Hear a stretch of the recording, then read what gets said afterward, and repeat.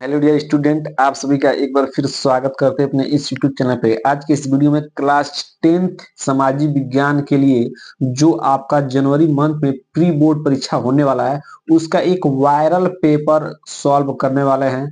तो आप इस वीडियो को पूरा अंत तक देखिएगा बाबू। ये जो प्री बोर्ड परीक्षा का जो मैंने पेपर लेकर आया है, ये आपके प्री बोर्ड परीक्षा के लिए इम्पोर्टेंट है ही, और आपके 2025 एग्जाम के लिए वेरी वेरी मोस्ट इम्पोर्टेंट ये वायरल पेपर होने वाला है। ठीक है, तो इस वीडियो को आप अंत तक देखेंगे तो मैं सभी प्रश्न का सॉल्यूशन इसी वीडियो में करा दूंगा।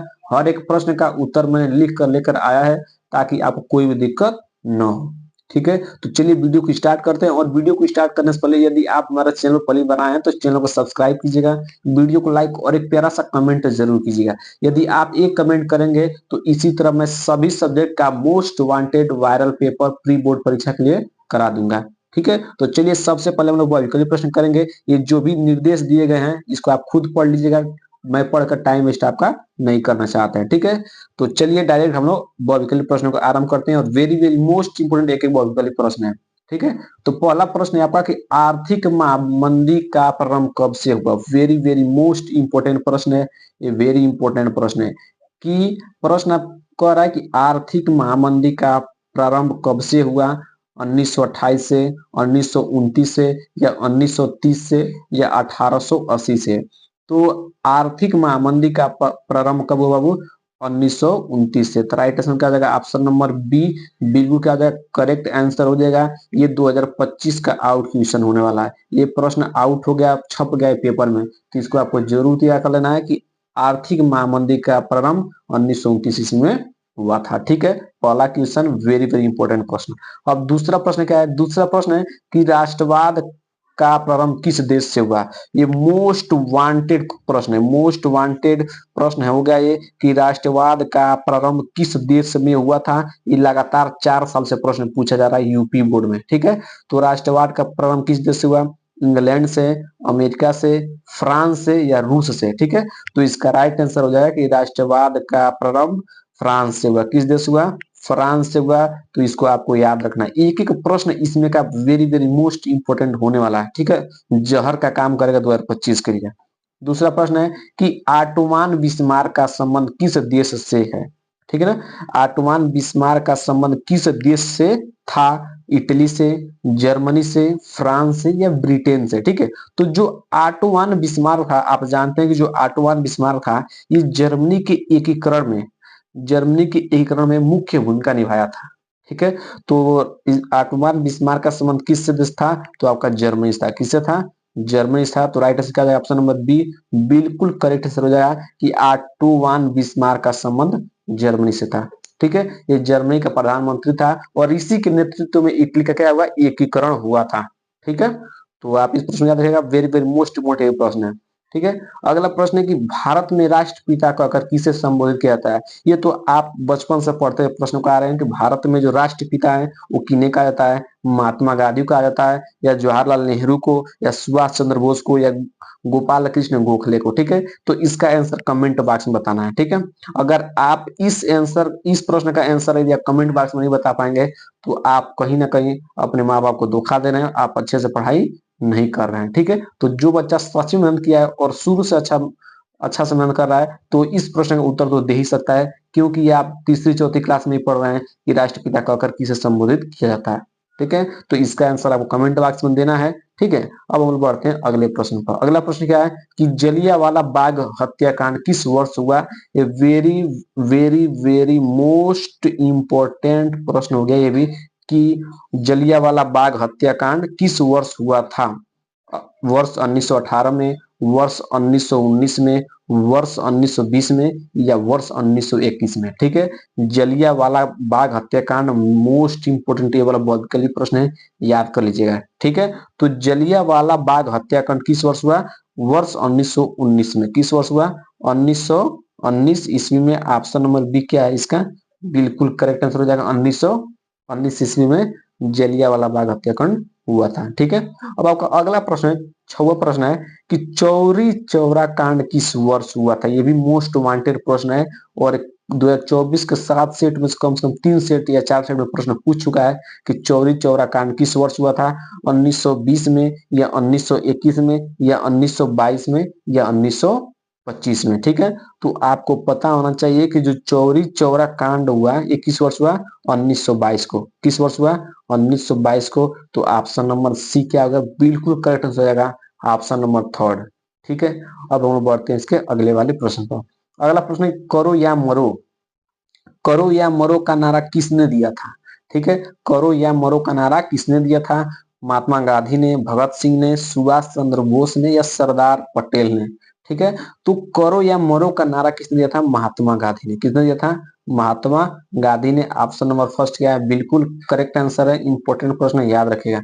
ये जो प्रश्न पत्र है, मतलब ये जो वायरल पेपर है, इसको आप सॉल्व कर लीजिए। और 2025 की एग्जाम जाएगा, चाहे प्री बोर्ड की एग्जाम जाएगा, इससे हर एक प्रश्न आपके एग्जाम में लड़ेगा। ठीक है, अब आप लोग अगला प्रश्न है, 8वां प्रश्न है कि कारण लाह किस फसल से संबंधित है। जो आपका कारण लाह है ये किस फसल से संबंधित है, आपका गेहूं से, दाल से, मक्का से या आलू से। ठीक है, तो जो आपका कारण लाह है बाबू, ये आपका किस किस फसल से संबंधित है, मक्का से संबंधित है। किससे संबंधित है, मक्का से संबंधित है। तो ऑप्शन नंबर तीसरा क्या है इसका, बिल्कुल करेक्ट हो जाएगा, मक्का। ठीक है, अब हम चलते इसके अगले वाले प्रश्न पर। अब आप लोग 9वां प्रश्न है कि भाप इंजन किसने बनाया था। भाप का इंजन किसने बनाया था, जेम्स वाट ने, जेम्स हापकिंग ने या न्यूकामेन ने या बोल्टेन ने। ठीक है, बोल्टन ने। किसने, बोल्टन ने। तो भाप का इंजन किसने बनाया था, तो आप तो बचपन से पढ़ते आ रहे हैं भाप का इंजन। ठीक है, तो भाप का इंजन किसने बनाया था, जेम्स वाट ने। ऑप्शन नंबर फर्स्ट क्या है, बिल्कुल करेक्ट है, जेम्स वाट ने भाप का इंजन बनाया था। ठीक है, अब आप लोग अगला प्रश्न है, अगला प्रश्न है किस राज्य में काली मिट्टी पाई जाती है। वेरी वेरी मोस्ट इंपोर्टेंट प्रश्न है, वेरी वेरी आईएमपी क्वेश्चन है 2025 का। ये आउट क्वेश्चन हो गया 2025 का। जिस प्रश्न मैंने आउट लिख दिया है उसको आना तय है, 100% है। ठीक है, तो किस राज्य में काली मिट्टी पाई जाती है, महाराष्ट्र में, राजस्थान में, गुजरात में या झारखंड में। ठीक है, तो जो आपका काली मिट्टी पाई जाती है वो राज्य कौन है, महाराष्ट्र में। महाराष्ट्र में सबसे ज्यादा काली मिट्टी पाई जाती है। ठीक है, सबसे ज्यादा काली मिट्टी पाई जाती है महाराष्ट्र में। ठीक है, अगला प्रश्न है कि मरुस्थलीय मिट्टी कहाँ पाई जाती है। मरुस्थलीय मिट्टी कहाँ पाई जाती है, राजस्थान में, गुजरात में, उत्तर प्रदेश में या असम में। ठीक है, तो जो मरुस्थलीय मिट्टी है ये कहाँ पाई जाती है, आपका काम है राजस्थान में। ऑप्शन नंबर फर्स्ट क्या है, बिल्कुल करेक्ट है कि जो आपका मरुस्थलीय मिट्टी है ये राजस्थान में पाई जाती है। ऑप्शन नंबर फर्स्ट बिल्कुल करेक्ट आंसर है बाबू। ठीक है, अगर वीडियो अच्छा लग रहा है तो आप अभी भी कमेंट कर सकते हैं। ठीक है, अब हम बढ़ते हैं अगले प्रश्न पर। अगला प्रश्न क्या है कि सुंदरवन राष्ट्रीय पार्क किस राज्य में, इंपॉर्टेंट प्रश्न है और 2025 का ये आउट क्वेश्चन है कि सुंदरवन सुंदरवन राष्ट्रीय पार्क किस राज्य में स्थित है, असम में, पश्चिम बंगाल में, मध्य प्रदेश में, उड़ीसा में। ठीक है, तो जो सुंदरवन राष्ट्रीय पार्क है बाबू ये आपका कहाँ स्थित है, पश्चिम बंगाल के राज्य में। ठीक है ना, पश्चिम बंगाल के। ठीक है, ऑप्शन नंबर बी क्या है, बिल्कुल करेक्ट आंसर है। ठीक है, अब आप लोग अगला प्रश्न है, अगला प्रश्न है कि भारतीय वन्य जीव अधिनियम कब पारित हुआ था। भारतीय वन्य जीव अधिनियम कब पारित हुआ था, 1972 में, 1982 ईस्वी में, 1970 ईस्वी में या 1971 ईस्वी में। ठीक है, तो जो भारतीय वन्य जीव अधिनियम है ये 1972 ईस्वी में पारित हुआ था। कब पारित हुआ था, 1972 ईस्वी में पारित हुआ था। इंपॉर्टेंट प्रश्न तैयार कर लीजिएगा। भाखड़ा नांगल बांध, भाखड़ा नांगल बांध किस नदी पर है, ये वेरी वेरी आईएमपी क्वेश्चन ये भी है और 2025 का आउट क्वेश्चन है। भाखड़ा नांगल बांध किस नदी पर स्थित है, सतलज पर, रावी पर, ब्यास पर या यमुना पर। ठीक है, तो जो आपका भाखड़ा नांगल बांध है ये आपका सतलज नदी पर स्थित है। कहाँ स्थित है, सतलज नदी से सतलुज भी कहते हैं, कहीं पे सतलुज भी लिखा मिल जाएगा तो कोई दिक्कत नहीं है, सतलज नदी भी कह सकते हैं। ठीक है, तो भाखड़ा नांगल बांध किस नदी पर स्थित है, तो सतलज नदी पर। ठीक है, अगला प्रश्न, हीराकुंड बांध किस राज्य में है। हीराकुंड बांध किस राज्य में स्थित है, असम में, उड़ीसा में, उत्तर प्रदेश में, गुजरात में। ठीक है, तो जो आपका हीराकुंड बांध है बाबू ये किस राज्य में स्थित है, उड़ीसा में स्थित है। कहाँ स्थित है बाबू, उड़ीसा में स्थित है। तो ऑप्शन नंबर बी बिल्कुल क्या है, करेक्ट आंसर है। इंपॉर्टेंट प्रश्न ये भी। ठीक है, अब हम चलते हैं अगले प्रश्न में। गेहूं किस राज्य में सर्वाधिक होता है, गेहूं किस राज्य में सर्वाधिक होता है, पंजाब में, राजस्थान में या उत्तर प्रदेश में या बिहार में। ठीक है, तो जो गेहूं का सर्वाधिक उत्पादन करने वाला जो राज्य है बाबू, आपका अपना राज्य है उत्तर प्रदेश। कौन है? उत्तर प्रदेश में सबसे ज्यादा क्या होता है? गेहूं का उत्पादन होता है। ठीक है, बहुत बच्चे पंजाब पे जाएंगे तो पंजाब क्या होता है? उत्तर प्रदेश के बाद आता है। ठीक है, तो उत्तर प्रदेश में गेहूं का सबसे ज्यादा उत्पादन किया जाता है। ठीक है, अब हम बढ़ते हैं अगले प्रश्न पर। अगला प्रश्न है कि श्रीलंका में कौन सा बहुसंख्यक वर्ग है? ये वेरी वेरी मोस्ट इंपोर्टेंट प्रश्न है, वेरी वेरी आईएमपी क्वेश्चन ये भी है, इसको तैयार कर लेना है। और 2025 का ये वायरल पेपर है, मतलब सॉरी वायरल प्रश्न ये वाला, और 2025 में छप जाएगा प्रश्न कि श्रीलंका में कौन सा बहुसंख्यक वर्ग है? तमिल, ईसाई, सिंहली या मुस्लिम? ठीक है, तो इसका राइट आंसर है option number C, Sinhali. Option number C क्या है? बिल्कुल करेक्ट आंसर है। 2024-2023 दोनों साल के पेपर में प्रश्न आ चुका है। ठीक है, अब अगला प्रश्न है कि भारत में कुल कितने राज्य हैं? अगला प्रश्न है भारत में कुल कितने राज्य हैं? 27 या 28 या 30 या 29? ठीक है, तो भारत में कुल कितने राज्य हैं प्रेजेंट टाइम में? 28। कितने हैं? 28। तो ऑप्शन नंबर बी क्या हो जाएगा? बिल्कुल करेक्ट आंसर हो जाएगा। भारत में कुल कितने राज्य इस समय? 28 राज्य हैं। ठीक है, अगला प्रश्न है कि संविधान में कितनी भाषाओं को मान्यता दी है?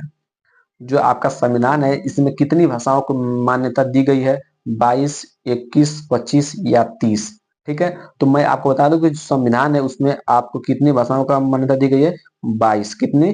22। तो ऑप्शन नंबर फर्स्ट क्या है? बिल्कुल करेक्ट है, 22। 22 भाषाओं को मान्यता दी गई है। ठीक है, अब आपका आखिरी प्रश्न है कि कृषि को किस क्षेत्र में रखा रखा है? ठीक है, प्राथमिक क्षेत्र में या द्वितीय क्षेत्र में, या ऑप्शन नहीं दिया है, तृतीय या चतुर्थ क्षेत्र होता है। प्राथमिक क्षेत्रक होता है, द्वितीय क्षेत्रक होता है, तृतीय क्षेत्रक होता है और चतुर्थक क्षेत्रक होता है। ठीक है, तो जो आपका कृषि है ये किस क्षेत्र के अंतर्गत रखा गया है? तो द्वितीय क्षेत्र के अंतर्गत रखा गया है। द्वितीय क्षेत्र के अंतर्गत कृषि को रखा गया है। इंपोर्टेंट प्रश्न है, और 2024 में प्रश्न आया था और 2023 में भी प्रश्न आया था। 2 साल से प्रश्न पूछा जा रहा है कि कृषि को किस क्षेत्र में रखा गया है? तो द्वितीय क्षेत्र में रखा गया है। ठीक है, तो अभी तक हमने टोटल 20 एमसीक्यू क्वेश्चन कर लिए बाबू, और ये 20 MCQ question very very most important प्रश्न है। इसको आपको कैसे भी करके तैयार कर लेना है, और इसमें से आपके प्री बोर्ड एग्जाम में 100% छपेगा प्रश्न, और आपके बोर्ड एग्जाम में भी इससे प्रश्न छपेगा। ठीक है, तो बाकी वीडियो कैसा लगा है आपको कमेंट बॉक्स में बताना है। बाकी अब इसके आगे जो भी प्रश्न इसका बच रहा है खंड ब में एक एक प्रश्न को मैं सॉल्व करवा दूंगा। ठीक है, इसका टोटल प्रश्नों का उत्तर मुझे लिखना पड़ेगा। ठीक है, तो इसके लिए थोड़ा टाइम लगेगा, तो इसका वीडियो में नेक्स्ट लेक्चर में दे दूंगा। तो आपको, यदि आप अभी तक हमारे चैनल को सब्सक्राइब नहीं किए तो सब्सक्राइब कर लीजिएगा, और एक प्यारा सा कमेंट जरूर कीजिएगा कि वीडियो कैसा लगा है।